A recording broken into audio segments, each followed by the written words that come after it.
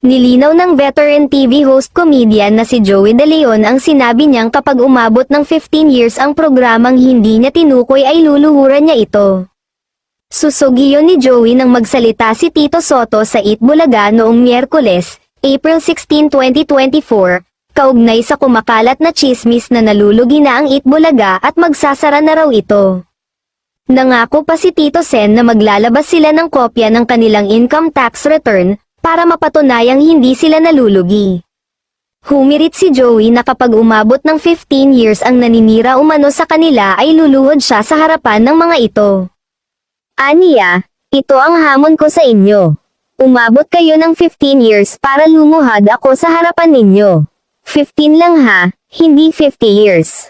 Wala siyang sinabi kung anong partikular na programa ang hinahamon niyang luluhuran kapag umabot ng 15 years. Ang bilis nag-react ng netizens, ipinaalala nilang ang katapat na noontime show ng Eat Bulaga na It's Showtime ay nagsimula noong October 24, 2009, kaya magpi-15 years na ito sa darating na October 2024.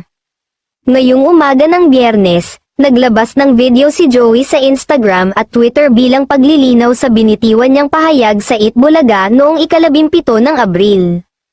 May caption ang video ng isang paglilinaw, kung saan sinabi niyang hindi It's Showtime ang pinapatungkulan nila ni Tito Sen sa kanilang litanya. Mahal namin ang Showtime, huwag niyo kami pagsabungin. Iyan ang naging pahayag ng Eat Bulaga host na patungkol sa kanilang naging pahayag sa nasabing noontime show. Ito'y para lang matapos yung mga usap-usapan. Unang-una, hindi namin kaaway yung Showtime. Yung Showtime, matagal na naming kapitbahay yun, hindi rin kami tinitira. Hindi namin sila tinitira.